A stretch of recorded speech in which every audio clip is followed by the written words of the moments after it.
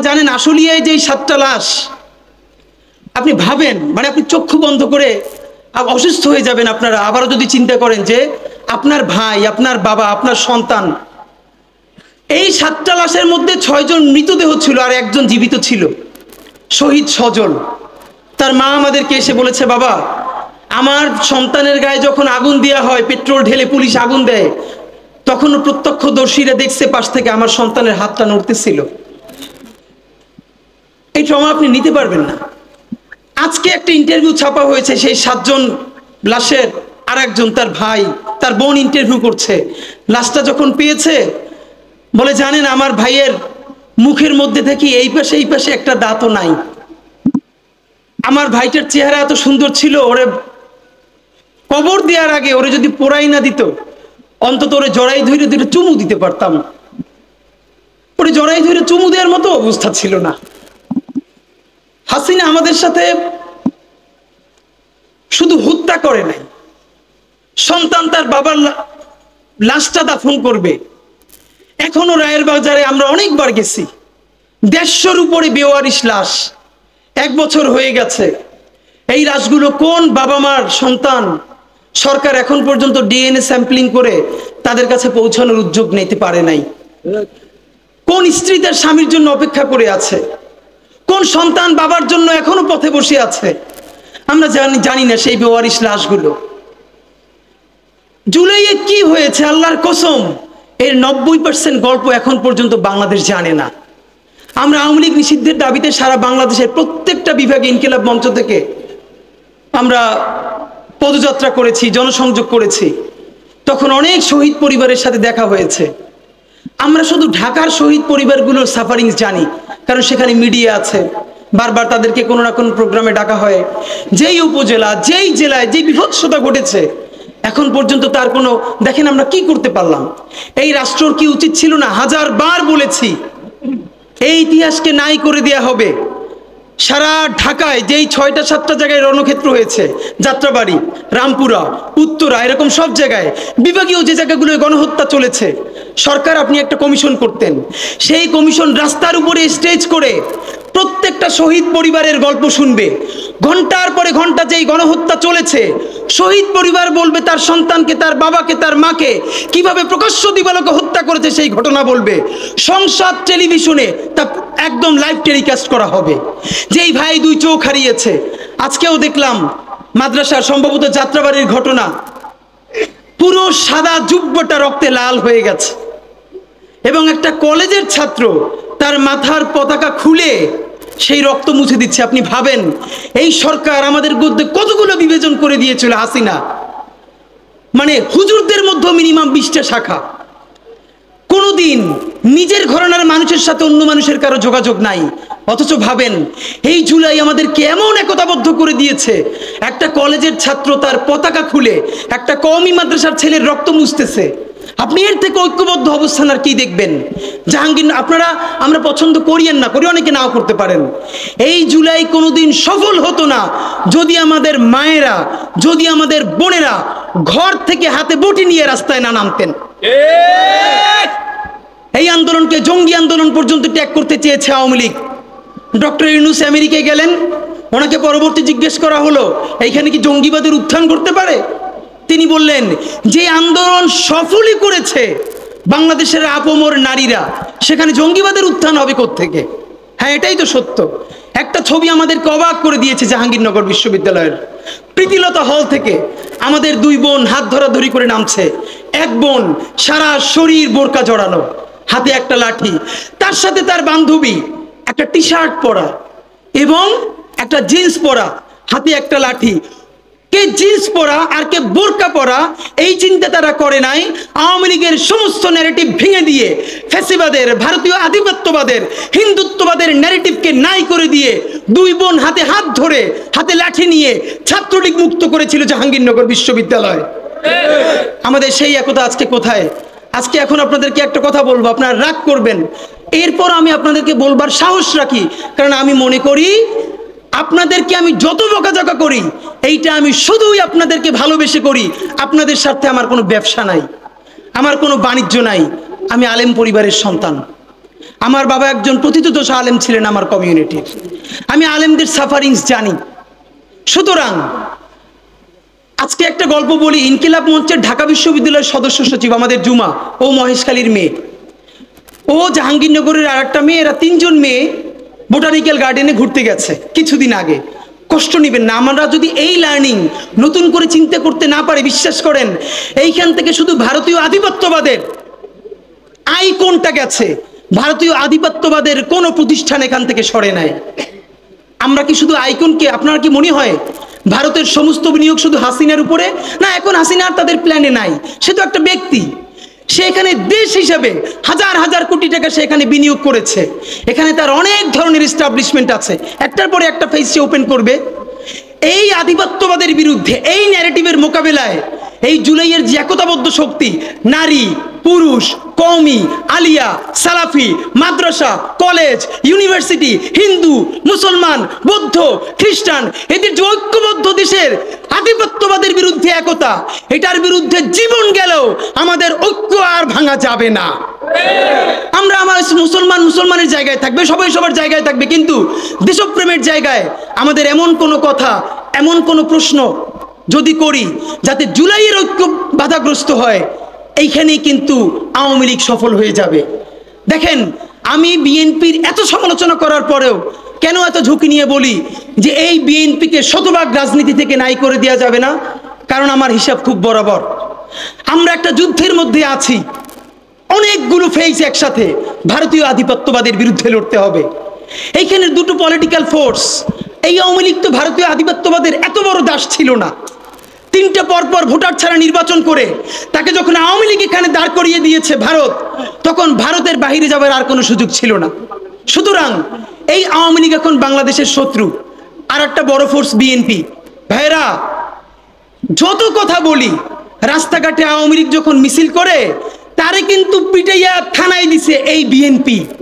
সেটা চাঁদাবাজির কারণে বলুক, যেই বলুক, ভদ্র, সুশীল অন্য কোনো দল আপাতত দৃষ্টিতে ওই আওয়ামী লীগকে পিটানোর মতো স্বাভাবিক ক্যাপাসিটি নাই। নামবে যখন আবার বড় কোনো ডাক আসবে, কিন্তু আওয়ামী লীগ তো বসে থাকবেন। এজন্য আমাদের কথা সোজা, এই বিএনপি চাঁদাবাজি করে, সেই চাঁদাবাজি আমরা সবাই মিলে বন্ধ করতে হবে। সে যখন ভারতীয় আধিপত্যবাদের সাথে সুর মিলিয়ে কথা বলে, আমরা তুমুল প্রতিরোধ করে এই বিএনপিকে শহীদ জিয়া এবং খালেদা জিয়ার কাছে ফিরিয়ে নিতে হবে। এই বিএনপি যখন জনতার ভাষায় কথা বলবে, তার প্রশংসাটাও আমাদেরকে করতে পারতে হবে। কারণ ভারতীয় আধিপত্যবাদের বিরুদ্ধে এবং আওয়ামী লীগের বিরুদ্ধে, দেখেন আজকে যদি বিএনপিকে শতভাগ কর্নার করে দেই, এই বিএনপি কিন্তু আস্তে আওয়ামী লীগের হাতটা ধরে ফেলবে। তখন লড়াই করতে গিয়ে দেখবেন আওয়ামী লীগ বিএনপি এক পাশে, তার সাথে ভারত আর সারা বাংলাদেশ। আমরা কার বন্ধু ভাই? হিসাব তো সোজা। আল্লাহর রাসূল যুদ্ধে বিজয় করার জন্য ইহুদি পরিবারে তো বিয়ে করার দরকার ছিল না। তিনি যদি বিয়েই করতে চাইতেন, তার কি মুসলমান পরিবার নাই? এ তো বৃহত্তর কৌশল। সুতরাং এই আওয়ামী লীগ রে, এই ভারত রে বাংলাদেশের চূড়ান্ত বিচারের মুখোমুখি করার আগ পর্যন্ত দেশপ্রেমিক যে বিএনপির ফোর্স, তাদেরকেও আমাদের সাথে লাগবে। লাগবে কিনা বলেন? আমাদের জামাত ইসলাম রে লাগবে, আমাদের এনসিপি রে লাগবে, কওমি লাগবে, হিন্দু, বৌদ্ধ, মুসলিম, খ্রিস্টান, আমাদের সকলকে রাখবে। যেই গল্পটা বলছিলাম, দেখেন একটা জিনিস আপনারা হয়তো খেয়াল করেছেন, এই জুলাইয়ের পরে লাগাতার যদি শাহবাগের ফ্যাসিবাদের বিরুদ্ধে কেউ বলে থাকে, সেটা ইনকিলাব মঞ্চ। যখন হেফাজত বলে নাই, হেফাজত যখন শাহবাগের বিরুদ্ধে সমাবেশ করে নাই, শাপলা গণহত্যার বিচার চাইয়া বড় কইরে সমাবেশ করে নাই, তখন আমরা শাহবাগের ফ্যাসিবাদের বিচার চাইয়া শাহবাগ অবরোধ করে 3 দিন জাদুঘরের সামনে অবস্থান নিয়েছিলাম। আপনাদের নিশ্চয়ই মনে থাকবার কথা। কিন্তু এইখানে একটা কথা, শাহবাগে যারা গিয়েছে না বুঝে, তারাও যদি তওবা করে, আমরা তাদের সাথেও জুলুম করতে চাই না, তাদের সাথেও আমরা ইনসাফ চাই। আমি আমার শত্রুর সাথেও ইনসাফ চাই। যেই আওয়ামী লীগ গণহত্যা করে নাই, ধর্ষণ করে নাই, আয়নাঘর করে নাই, সেও যদি ট্রুথ অ্যান্ড রিকনসিলিয়েশন কমিশন করে তওবা করে ফিরে আসে, নতুন বাংলাদেশ বিনির্মাণে অংশ নিতে চায়, আমরা তাকেও ক্ষমা করে দিয়ে তার সাথেও ইনসাফ করতে চাই। কিন্তু তার আগে বিচার নিশ্চিত করতে হবে। এত কথা বলবার এক কারণ, ভাইরা আমার, আমাদের অনেক অন্যরা বলা ভিন্ন কথা, আমাদের অনেক মাদ্রাসার ছাত্ররাও দেখি নারীদেরকে হরে বরে শাহবাগী কমেন্ট করেন, শাহবাগী লেখেন, শাহবাগী বইলা গালিগালাজ করেন। আমাদের মনস্তত্ত্ব এমন হয়ে গেছে, ভাবেন আমাদের সেই 3টা মেয়ে বোটানিক্যাল গার্ডেনে ঘুরতেছে, এর মধ্যে একজন স্লিভলেস। দেখেন এইটা কি ইসলামের কোনো মোরালসের মধ্যে আছে? একজন যেই কাপড় চোপড়ে পড়ুক, ইসলামের মোরালস তো বলে তার দিকে তাকানোই যাবে না। যদি আমি সেরকম ভালো মুসলমান হই, তাকাইছি এরপর আবার তারে আল্লাহ রাসূল বললেন আল মুসলিমু মান সালিম আল মুসলিমুনা মিন লিসানি ওয়া ইয়াদি। অথচ আমি এক মেয়েরে ডাকতেছি শাহবাগী এই বইলা, এ কেমন মুসলমান ভাই? এখন তার মাথায় যদি আবার একটা টুপি থাকে এবং পরনে পাঞ্জাবি থাকে, এই মেয়ের মনস্তত্ত্বে ইসলাম, মুসলমান, মাদ্রাসা সম্বন্ধে কি ভয়ানক অবস্থা তৈরি হয় আপনি ভাবেন তো। আমি এখন এটা বুঝতে পারি আমাদের যে এই ভাইয়েরা কেন তাদেরকে এই পোশাক আশাকে দেখলে শাহবাগী ডাকে, কারণ সেই গত 15 বছর ভীষণ যন্ত্রণার মধ্যে দিয়ে গেছে। শাপলার ভয়াবহ রাতে যে থাকে নাই, শাপলার দুঃসহ যন্ত্রণা সে কোনোদিন বুঝবে না। ঠিক এই কারণেই আমি বলি আমি শাপলার সন্তান, কারণ আমি সেখানে ছিলাম। একটা ছবি ভয়াবহ আমি কোনোদিন নিতে পারি নাই। 2 ভাই, একজনের লাশটা বুকে জড়াইয়া এরকম ধইরা আছে, যাইতেও পারতেছে না, নিতেও পারতেছে না, পতাকা জড়ানো, চতুর্দিকে গুলি, শাপলার বিভীষিকাময় দিন রাত। কিন্তু এই জন্য কি আমরা আমাদের সাথে যে জুলুম হয়েছে, আমরা কি আরো আরেকটা জুলুম কারোর সাথে করতে দিব? না, আমরা জুলুম করতে দিব না। আমরা আমাদের জীবন দিয়ে হইলেও আমার শত্রুর সাথেও ইনসাফ চাইবো। আজকে আমি হাটহাজারিতে দ্বারা এই কথাটা কেন বললাম? আমি সারা বাংলাদেশের আর কোনো মাদ্রাসায় মসজিদে এই কথাটা বলতাম না, কারণ হাটহাজারিতে আমি এসেছি। এইটা হলো সারা বাংলাদেশের যারা মূলধারার আলেমদেরকে ভালোবাসে তাদের রুহানিয়াতের জায়গা, তাদের অন্তরের সব থেকে শ্রদ্ধার জায়গা। সুতরাং আমার যদি কোনো কষ্ট থাকে আমি আমার মুরব্বীদের কাছে বলবো না, কারে বলবো? আমার যদি ভুল থাকে আমি তাদের কাছ থেকে দোয়া নিব না, কার কাছ থেকে দোয়া নিব? আপনাদের কাছে বিনীত অনুরোধ করি, হরে দরে কাউরে শাহবাগী বলা যাবে না। নাম্বার 2, অন্তত দেখতে চাই ফেসবুকের পর থেকে, আলেম থেকে, মাদ্রাসা থেকে আমাদের ভাইদেরকে বুঝাইতে হবে, কথা পছন্দ না হইলেই। এবং আপনাদের কাছে বিনীত অনুরোধ, হুজুর হয়তো খেয়াল করেন নাই, হয়তো বলে ফেলেছেন, এটা উনি মিন করে বলেন নাই। দুনিয়ার কোনো নারী তো ভালো কথা, দুনিয়ার কোনো পুরুষেরও শারীরিক অবয়ব নিয়ে আমরা কোনোদিন কথা বলতে পারি না। আপনারা আমার যত মারধর করেন আমি এটা বলবো, আল্লাহ রাসূল বলেছেন? ইভেন কোন কাফিরের শারীরিক অবয়ব নিয়ে বলেছেন? না, বলেন নাই। হেফাজত ইসলামের ঢাকা বিরাট মহাসমাবেশে 2-1 ভাই ভুলে 2-1টা বাজে শব্দ উচ্চারণ করেছেন, আপনাদেরকে বিনীত ধন্যবাদ জানাই। আমরা ইনকিলাব মঞ্চ থেকে ফোর্স করেছি, বলেছি না এইটা হতে পারে না, দুঃখ প্রকাশ করেন। এই জুলাই আমাদেরকে কি এনে দিয়েছে? হেফাজতের বর্তমান স্ট্যান্ড দেখে আমরা অবাক হই। আলহামদুলিল্লাহ, প্রত্যেকটা ইস্যুতে হেফাজতের এখন বিবৃতিগুলো আমি সময় নিয়ে পড়ি। এর মানে নতুন কিছু এখানে ইনপুট হচ্ছে, আমাদের ভাইয়েরা পড়াশোনা করছে, এটা রিফ্লেকশন আছে। আমি ভাইদের কাছে যারা এখানে আছেন বিনীত অনুরোধ করি, পর থেকে এটা দেখতে চাই। আপনারা এরপর থেকে যত বিবৃতি হেফাজত থেকে দিবেন, এরপর থেকে শুধু বাংলায় দিলে হবে না, প্রত্যেকটা বিবৃতির সাথে সাথে ইংলিশ এবং আরবিতেও দিতে হবে। হেফাজতের রাজনীতি তো শুধু বাংলাদেশে না, তারাই আমেরিকান এম্বাসিতে গিয়ে বোঝানো হয় এরা জঙ্গি, এরা মৌলবাদী। আমেরিকান এম্বাসির যিনি আমেরিকান রাষ্ট্রদূত, কানাডিয়ান, অস্ট্রেলিয়ান রাষ্ট্রদূত, সে তো আর বাংলা জানে না। আপনার বিবৃতি ডেইলি স্টার যে অনুবাদ করে সে তো পারে। তো এই যে প্রথম আলো, ডেইলি স্টার বা মিডিয়া ঠিক ইনভার্টেড কমার মধ্যে অনুবাদের যে কি রাজনীতি করতে পারে এইটা আমরা জানি। সুতরাং আপনি এই রাজনীতির সুযোগ দিবে কেন? আপনি বরং এখন থেকে যত বিবৃতি দিবেন প্রত্যেকটা বিবৃতির সাথে সাথে ইংলিশ, আরবি এবং বাংলা ভার্সন দিয়ে দিবেন, এবং সাথে সাথে ওয়েবসাইটে আপলোড হবে যাতে কেউ এটা আর বিকৃতি করতে না পারে। এইটা আমাদের বিনীত অনুরোধ। নাম্বার 2, হেফাজতের এই জায়গা থেকে নতুন যে ইমপ্রুভমেন্ট ঘটছে, আপনাদের কাছে বিনীত অনুরোধ করি, আমাদের ভাইয়েরা জুলাই শেষ হয় নাই, এই জুলাইরে যদি চূড়ান্ত বিপ্লবে আমরা পরিণত করতে না পারি, শুধু একটা কথা মনে করাই শেষ করি। আপনারা নিশ্চয়ই জানেন 1857 সালে মহাবিদ্রোহেও, সিপাহী বিপ্লবে আমরা জিতে গিয়েছিলাম ব্রিটিশদের বিরুদ্ধে। একদম 90% যখন জিতে গেছি, দীর্ঘ লড়াই, একদিকে টিপু সুলতান, একদিকে ঝাঁসির রানী, তুমুল বিপ্লব। একমাত্র হিন্দুদের মধ্যে এলিট হিন্দু শ্রেণী, আবারও বলি সবাই না, কারণ হিন্দুদের মধ্যে মঙ্গল পাণ্ডে বুক চিতিয়ে লড়াই করেছে। এই চট্টগ্রামের সন্তান হাবিলদার রজম আলীর নাম কেউ বলে না, ইতিহাস থেকে নাই করে দিয়েছে। আপনারা তার নাম শুনেছেন? সিপাহী বিপ্লবে যদি দুইটা নাম থাকে, এর একটা মঙ্গল পাণ্ডে আর একটা হাবিলদার রজব আলী, ইতিহাস পড়িও না, নতুন করে তৈরিও করি না, পাবলিকেশনও বানাই না, শুধু রাস্তা কাঁপাই দিলে হবে না ভাই। হাবিলদার রজব আলী এই ব্রিটিশদের বিরুদ্ধে পার্বত্য অঞ্চলে যুদ্ধ করতে করতে পার্বত্য চট্টগ্রামের ঘোড়া নিয়ে ঢুকে গেছে, একটা সময় সঙ্গীহারা হয়ে গেছে, ব্রিটিশদের কাছে জীবন দিবে না, এই জন্য তিনি চিরতরে পার্বত্য চট্টগ্রামের ভিতরে ঢুকে গেছে, আর ব্যাক করেন নাই। তিনি মনে করেছেন যুদ্ধ করতে করতে প্রয়োজনে হারাইয়া যাব, তবুও আমার স্বাধীন জীবন ব্রিটিশ বেনিয়াদের কাছে হত্যা হইতে দিব না। সেই হাবিলদার রজব আলীর সন্তান এই বীর চট্টলা। আমাদের ইতিহাস তো আমরা জানি না। দেখেন, সেই বিপ্লব যখন হারিয়ে গেল, আপনারা জানেন কি না, ইতিহাস বলে বাংলাদেশের বড় বড় গাছে এমন কোনো ডাল ছিল না গ্র্যান্ড ট্রাঙ্ক রোডে, যেই গাছের ডালে ডালে সিপাহী বিপ্লবের যেই সব সৈনিক এই বিদ্রোহে অংশ নিয়েছিল তাদেরকে ঝুলিয়ে ফাঁসি দেওয়া হয়েছে। তাদের বাবাকে, তাদের সন্তানদেরকে জগন্নাথ বিশ্ববিদ্যালয়ের সামনে বাহাদুর শাহ পার্ক গিয়ে দেখবেন, এখনো তাদের নাম লেখা আছে। আগে ছিল ভিক্টোরিয়া পার্ক, পরে আমাদের বাহাদুর শাহের নামে করা হয়েছে।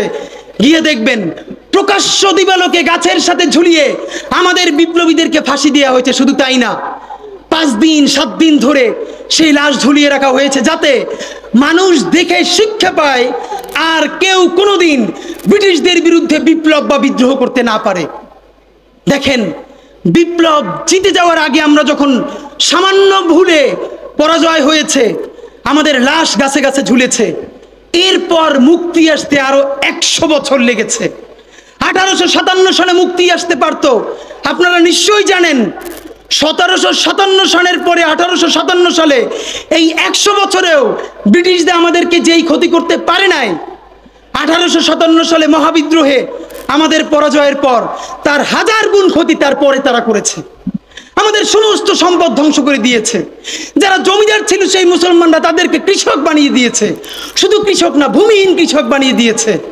ভাইয়েরা আমার, এই জুলাই যদি এটাকে বিপ্লবে পরিণত করতে না পারি, চূড়ান্ত যোগ্যতা অর্জন করে যদি এটাকে চূড়ান্ত পিকে যেতে না পারি, সামনে বাংলাদেশে আমাদের জন্য ভয়াবহ সে আর একটা সিপাহী বিপ্লবের করুণ প্রতি অপেক্ষা করছে।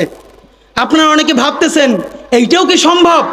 জামাতের ভাইয়েরা অনেকে বুঝে না, বলে কি করে সম্ভব। মনে করাই দেই, শহীদ নিজামী মুজাহিদ সাহেবেরা মন্ত্রী হিসাবে সর্বশেষ যখন সম্ভবত 2006 বা 2007-এও মন্ত্রী ছিলেন, বলেন তো তার কয় বছর পর তাদেরকে ফাঁসি দেওয়া হইল?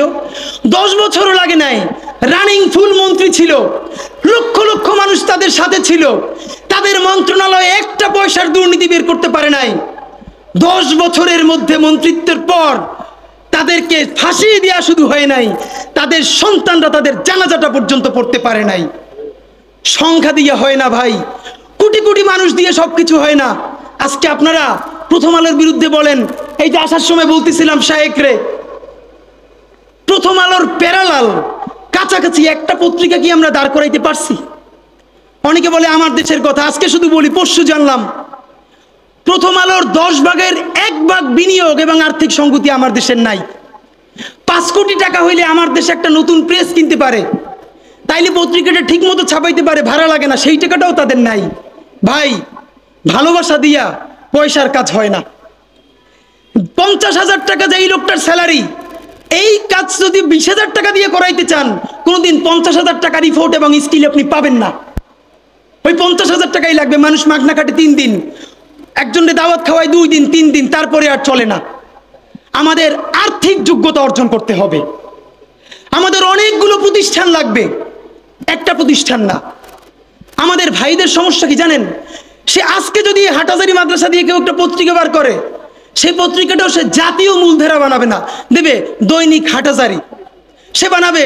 মানে কোনো না কোনো ঘুরে ফিরা তার চিন্তায়, মননে, মগজে প্রথমে হয়তো হাটাজারি, সর্বোচ্চ বড় হইলে হেফাজত, এরপরে সর্বোচ্চ বড় হইলে বাংলাদেশের শুধু মুসলমান। ভাইরা, এই মুসলমানের বাইরের যে জনগোষ্ঠী, সেইটা কি আপনার না? আপনি ভাবেন এই দেশের আপনি প্রধানমন্ত্রী, তারপরে ভাবেন আপনার জনগোষ্ঠী কারা, আপনি সেরকম চিন্তা করেন। সুতরাং আমি কথায় অনেক ভুলভ্রান্তি বলতে পারি, কিন্তু বিশ্বাস করেন আমার কলিজা চিল্লেও আপনারা শুধু যেটা পাবেন সেটা হইল আমি চক্ষু বন্ধ করে দেখতে পাই। আমরা যদি যোগ্যতা নিয়ে 5-10 বছরের মধ্যে দাঁড়াইতে না পারি, এই ভিডিও, এই ছবি, এই শহীদ পরিবার, এই আহত, এদের জীবন তো শেষ। এদের পরবর্তী জেনারেশনকে পর্যন্ত কি ভয়ানক গণহত্যার শিকার হইতে হবে আমরা চিন্তাও করতে পারতেছি না। সুতরাং বাংলাদেশের স্বাধীনতার সার্বভৌমত্ব, বাংলাদেশের ইসলাম এবং মুসলমানকে বাঁচাইতে হইলে আমাদেরকে তুমুল যোগ্যতা অর্জন করতে হবে। এই মাদ্রাসা শিক্ষিত জনগোষ্ঠীর মধ্যে হাজার হাজার ছেলে লাগবে যারা সিএনএনে, আল জাজিরায় তুমুল ইংলিশে বলতে পারবে। তাকে যে জঙ্গি বলা হয়, মিথ্যে ট্যাগ দেওয়া হয়, এটাকে ডিবাঙ্ক করতে পারবে সেই ইংলিশে এবং অবাক করার মতো ফ্লুয়েন্ট ইংলিশে। এই যোগ্যতা আমার লাগবে। আমাদের ভাইয়েরা কিতাবি আরবি এবং অন্য আরবি ভিন্ন জিনিস, তাকে দুর্দান্ত আরবি বলতে পারতে হবে। আমাদের প্ল্যাকার্ডে ইংলিশ কই, আমাদের প্ল্যাকার্ডে আরবি কই। ভাই, নিজের কাজ নিজে না করলে অন্য কেউ কইরে দেয় না। প্লিজ আপনারা কয়দিন আমারে, কয়দিন ওরে ভাই মনে করবেন, এরপর তো আমি আপনার বিপক্ষে বলবো, তখন আবার গাই লেবেন, এইটা কইরেন না।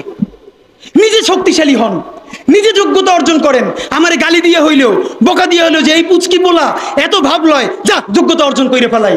তবে কি জানেন, মিছিল দিয়া জান দেওয়া এটা একদিনের কাজ, 3 দিন 5 দিন 1 মাসের কাজ। যোগ্যতা তো আর 1 বছরে অর্জন হয় না। এটা বিরাট একটা জিহাদ। আপনারা বলেন না জিহাদ চাই, চলেন জিহাদটাই শুরু করি। সেই জিহাদটা হইল, একজনের সব করার দরকার নাই। এই দেশে আমাদের অনেক মাশাআল্লাহ আলেম হইছে। আলেমদের মধ্য থেকে এখন আইটি উদ্যোক্তা লাগবে, বুলধেরান মিডিয়া লাগবে। আমার যে 8000-এর ছেলেটা এখন পড়ে, চলেন সে আজকে জিহাদ ঘোষণা করি। আগামী 5 বছর পর, আগামী 10 বছর পর আমি এমন প্রতিষ্ঠান গইরা তুলব যেইটা শুধুই ইসলাম আর মুসলমানের প্রতিষ্ঠান না, এইটা আপামর বাংলাদেশের প্রতিষ্ঠান হবে। আর দেখেন, যতবার ইসলাম কায়েমের কথা বলি, তার আগে যদি ইনসাফ কায়েমের কথা বলতাম, আমার হিন্দু অন্য ধর্মের ভাইরাও তো সাথে পাইতাম। কেন? ইনসাফ যদি রাষ্ট্রে কায়েম হয়ে যায়, তাহলে 80% ইসলাম তো এমনিতেই কায়েম হয়ে যায়। তাহলে আগে আসেন ইনসাফের রাষ্ট্র বানাই, যে ইনসাফের রাষ্ট্রে সকল ধর্ম, বর্ণ, নারী, পুরুষ আমাদের অংশীদার হবে। ইনশাআল্লাহ ইনসাফ যদি কায়েম হয়ে যায়, সেই ইনসাফে যদি কারো খিলাফত আকাঙ্ক্ষা থাকবে, আলহামদুলিল্লাহ হইতে পারে, যে কোনো আকাঙ্ক্ষা হইতে পারে। তা আপনাদের কাছে বিনীত অনুরোধ, আমি শুধু এটুকুন বলতে আসছি, প্লিজ আমাদের উস্তাজরা, আমাদের ভাইদেরকে, এইখানে যারা আছেন জানি হাইনে একটা মেয়েকে দেখে সে যা কাপড় চুপুর পড়ুক, ভাই একটা মেয়ে যদি উলঙ্গ হইয়াও হাইটে যায়, প্রথমত তো আমি যদি মাদ্রাসার ছাত্র হই, মুসলমান হই, তার দিকে তো তাকানোই আমার জায়েজ নাই। তাকাই এরপরে আবার তার কটু কথা বলি, ভাই এরকম তো হবে না। হ্যাঁ, কেন বলে? তার ওই প্রচুর সাফারিং, এই শাহবাগীরা আমাদের জীবনকে ধ্বংস করছে। ভাই সেইটার বিরুদ্ধে যদি আমিও তার মতো করি, সে তো আরও ক্ষিপ্ত হয়ে উঠবে। বরং আমি তার এমন আদর্শ দিয়ে বিজয় করার সময় এসছে, সে যেন বাসায় গিয়ে বলে যে এই ছেলে মেয়েগুলোর জঙ্গি মনে করতাম, এদের সাথে মিশে দেখলাম অদ্ভুত, এদের ব্যাপারে তো মিথ্যে কথা বলা হয়, এদের কাছেই আমরা সবচেয়ে নিরাপদ। সুতরাং এই দাড়ি টুপিওয়ালা মানুষগুলোই, এদের কাছেই বাংলাদেশের সমস্ত নারী এবং অন্য ধর্মের মানুষ নিরাপদ হয়ে উঠবে, বাংলাদেশ নিরাপদ হয়ে উঠবে। সেই প্রত্যাশায় আপনাদের কাছ থেকে দোয়া নিয়ে শেষ করছি। বাংলাদেশ জিন্দাবাদ, ইনকিলাব জিন্দাবাদ। আসসালামু আলাইকুম।